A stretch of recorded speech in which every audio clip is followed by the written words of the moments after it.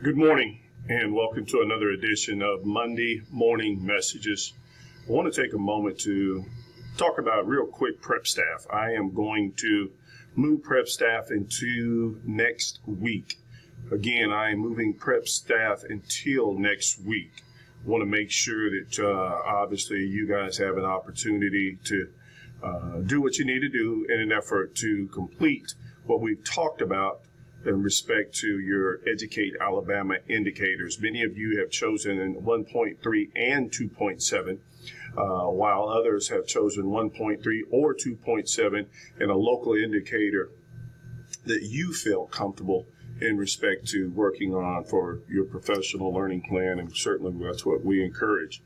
Also, we want to talk a little bit about RTI, and I know that that's something that, of course, that you have been working diligently in respect to making sure that our students are understanding the material that you're teaching. However, if they are not understanding what's going on, needless to say, October 6th ends this first 9 weeks grading period. I know, right? So the reality is that you should have a pretty good gauge of whether or not students in your class are not performing, or should I say underperforming. And therefore, it's imperative that we use Compass Learning now.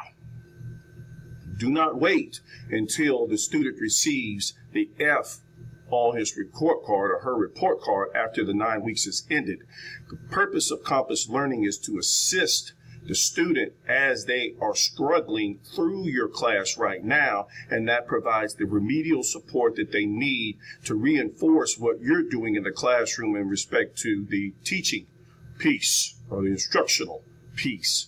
So make sure that you get with Coach Lane or Miss Gallimore or Miss DeArmond in the respective RTI components as they break down if it's an attendance issue, if it's a behavioral issue, or if it's just merely an academic issue. We have to develop a plan for these students. It's mandated by the state, folks. So I don't and I will not accept you just failing a kid and we have no paperwork whatsoever to support that you've done anything outside of just your general instruction and assessment. Folks, let's get on board, and let's get on board quickly. Again, October 6th is the magical date. Also, grades and iNow. Many of you are doing a remarkable job of keeping your grades in iNow current, while others I look at, and there's only 3 or 4 assignments. Folks, you can't tell me that there's only 3 or 4 assignments that you completed, or should I say the students have completed up until this point. So what I'm saying is we have to keep iNow current, or what we're doing in terms of transparency is invalid. Make sure that you're keeping your grades current. I understand maybe 3 or 4 days in terms of a lag, but certainly that's what prep periods or planning periods are for, is to make sure that you're planning and you're getting your grades into iNow and in a timely fashion. So let's make sure that we do just that. Also, I want to talk a little bit about homecoming. Certainly it's a great opportunity for our students to show school spirit. Certainly school pride. That does not mean that it is a free-for-all. Let me go on and tell you up front. The reality is that we're still looking for instruction when we come in and out of classrooms. We are still certainly holding our kids accountable. If you want to work on a door decoration, it would behoove you, let me just say, I would suggest that you tie in instruction to the door decoration. Math, history, social science, art, you name it, can be tied into whatever door decoration you want to do. However, we're just not going to turn this into Candyland where we're just playing around, okay? Certainly, you can lose your kids as fast as you gained them if you do not remain consistent in what you do and the rules that you've set. Again, we've seen too many students that are unoccupied, or should I say unaccompanied, to the lunchroom. I know that Mr. Cofield is going to instill basically a seating pattern or chart, if you will, for teachers and students, because we have too many students that are just making their way out of the cafeteria, and you have no earthly idea where they are, where they're supposed to be, so forth and so on. And we're seeing these students in the hallways without passes. Folks, come on, let's get on board, and I mean ASAP.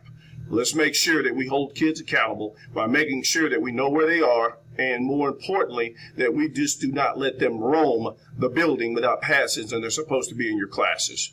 We're doing our absolute very best to try to jump on board in respect to these tardies. I know Ms. Watwood Smith is working diligently in an effort to help us to track tardies. We don't want this to get out of control. So we need your help in making sure that your students stay in class and that you are holding them accountable in respect to knowing where they are and where they're supposed to be. I think that's about it in terms of our Monday morning messages. Again, I don't want to come off as we're ranting, but we just certainly have to have some norms in place that certainly perpetuate what it is that we're doing here on a day-to-day continuum. Having said that, if you have any questions, certainly feel free to reach out to administration as always.